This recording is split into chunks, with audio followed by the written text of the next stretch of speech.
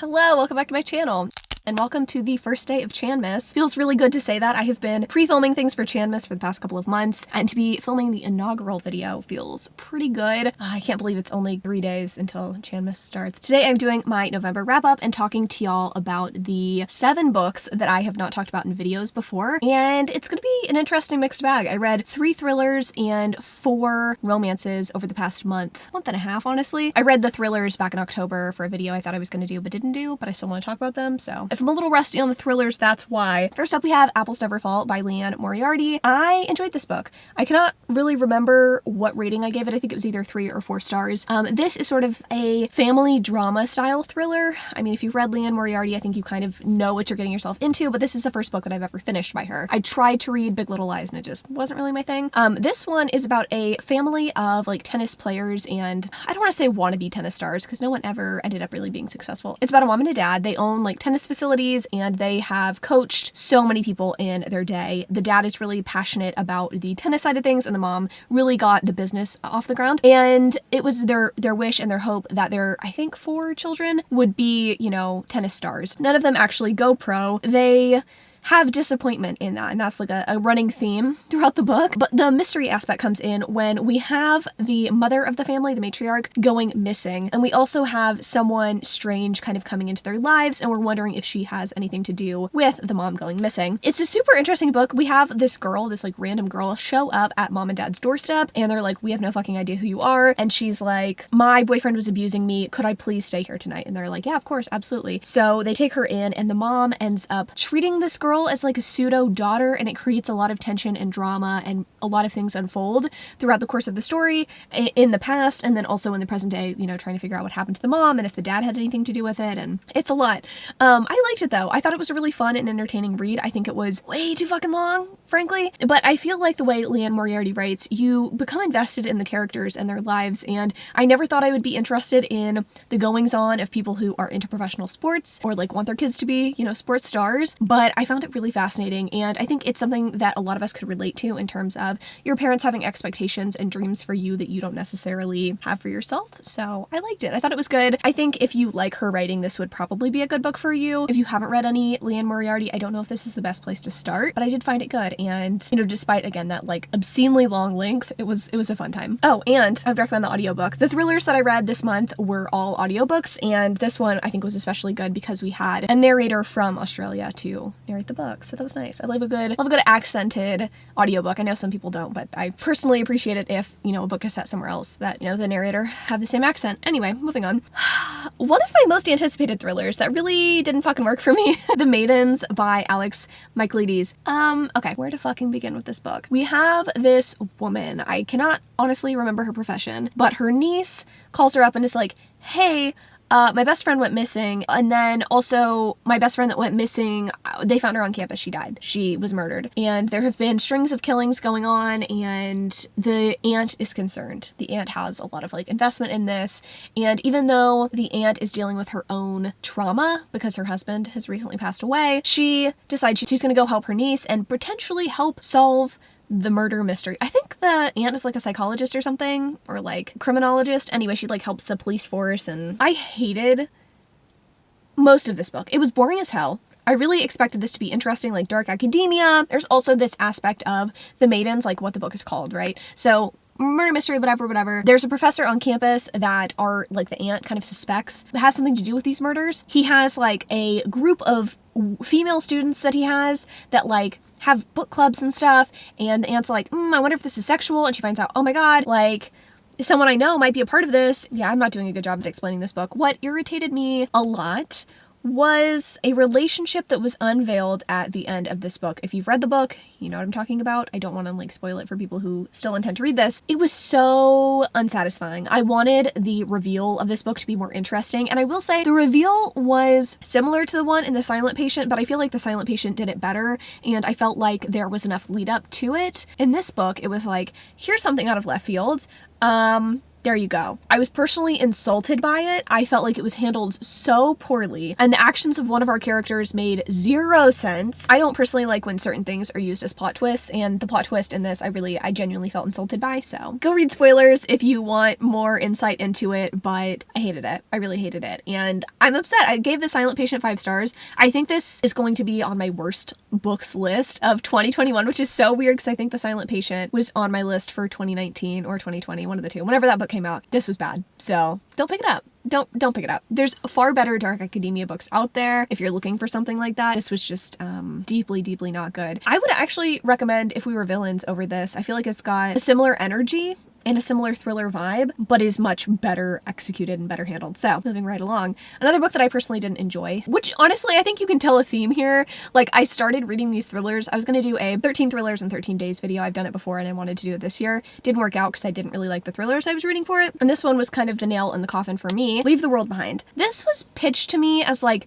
literary fiction meets thriller, which I kind of was like not on edge about, but like I was hesitant going into this book if I would like it because I don't really like literary fiction, but I do like thrillers, so I was like willing to overlook it. Okay.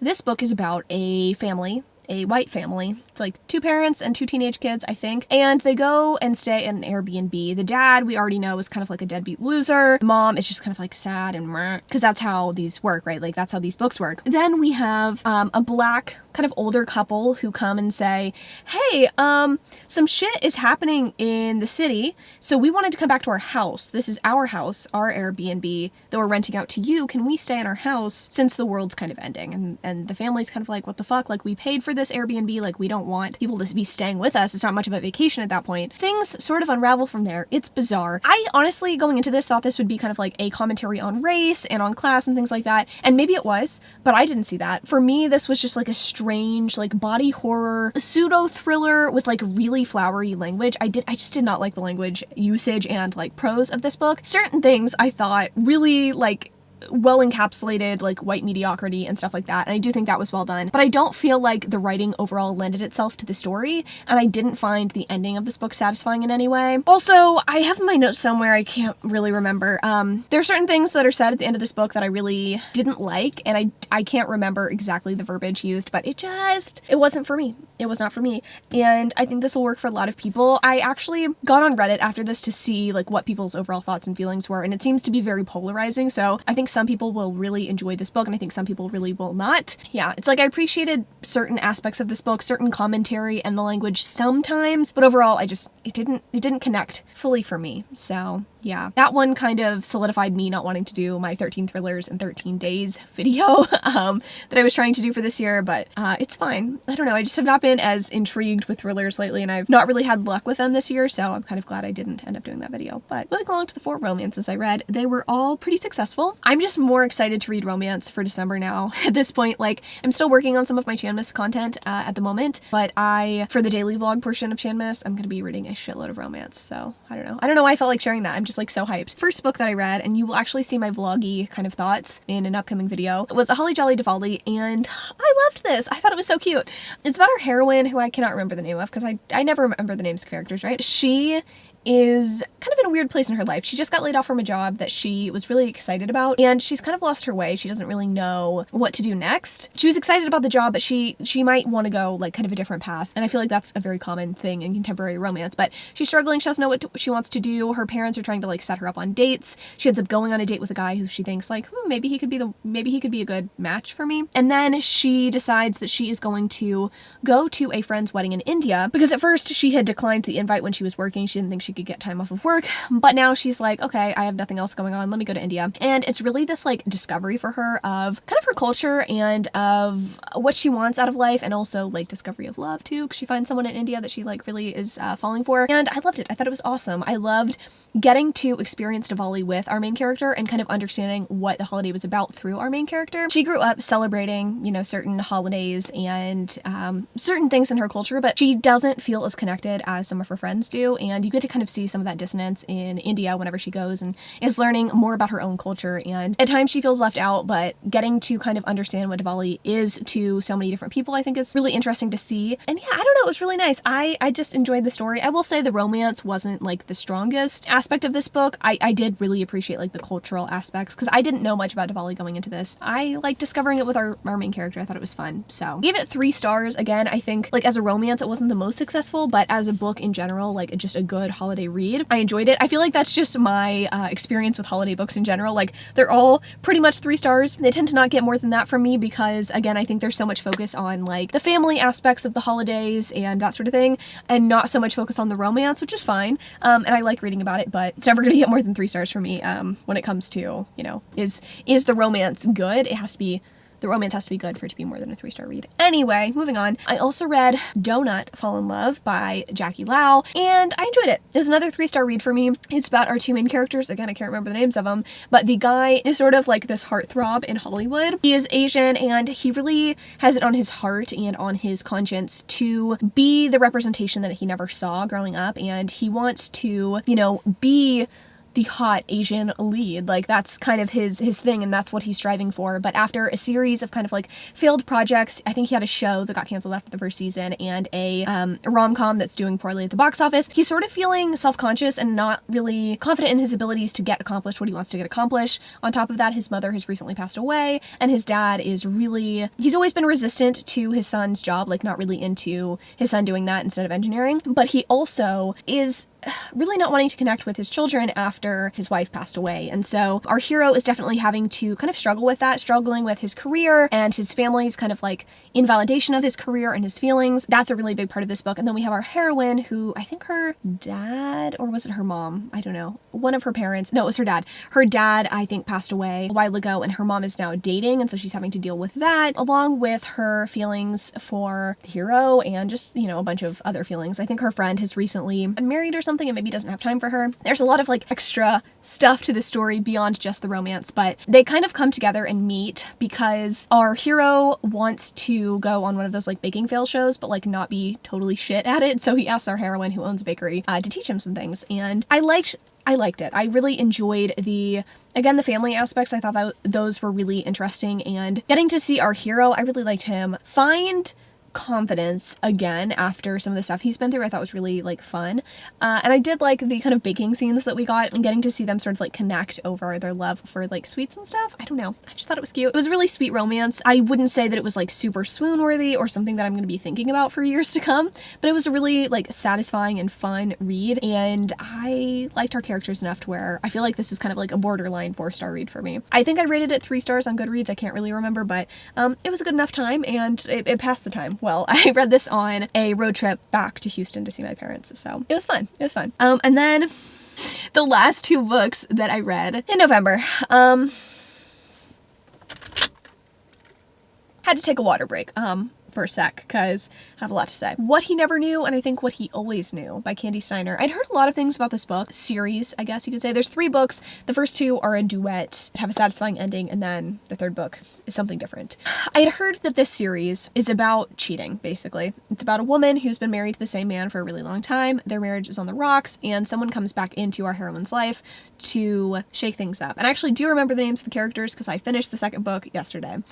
Reese is the guy that comes back into our heroine Charlie's life, and her husband Cameron, you know, is kind of a shithead at the beginning of the story, we think. I enjoyed the first book a whole hell of a lot. I love a good childhood friends to lovers romance. While I don't condone cheating in real life, in books I think it's fun and angsty, and I think it creates tension, especially when, you know, the person who's getting shafted in the story, like the husband, he was a dick, you know, and we didn't really like love him and support him in the first book, so it felt good. It was like, yeah, Charlie, like you go and get your childhood crush and have a good time. Like, you deserve this. And I was so into it, and I really liked that first book. But it all sort of fell apart for me in the 2nd book. I really did not like how this story ended, and I felt like it cheapened the angst and the tension built in the first book. I don't know. I'm so annoyed. And frankly, I don't like who our heroine ended up with. Like, I don't dislike either of the men, but I don't know that I feel like she made the right choice, and I don't feel like that choice was justified enough with all of the events that happened in the 2nd book, even in the first book too. I was just like, yeah, I don't know. I think it's pretty obvious from my talking, you know, kind of where this book goes, but I just, First book was like 4 stars for me, and the second book was probably like 2. I'm upset. I invested so much time into this book, and it just let me down. I'm like kind of unsure if I want to read the third book, because I like that guy better, but also, is it worth my time and energy when I got so emotionally invested in his first relationship, you know? I think the moral of the story is, no, it's not to not read books about cheating. There is actually a trilogy by, I think Pam Godwin, could be wrong. They all have like pastel covers of like people kind of intertwined or whatever on the covers. Pam Godwin does this trope in a more fun and steamy way, in a way that the ending was satisfying to me. It's like you don't want to be spoiled when you go into a series like this, but at the same time, I guess it needed to be done better. I think that's really what I'm trying to get at here. I'm probably just rambling, and you're probably not understanding half of what I'm saying if you haven't read these books, but I read them, and they were fun. They were a fun, entertaining way to pass the time, I will say. And that's really all I can ask for from a romance. Like, if it feels like pulling teeth to read a book, that's where the problem is. I didn't have that problem with this book, so I'll take it. Or these books, I guess. Anyway, those are the 7 books that I read in November.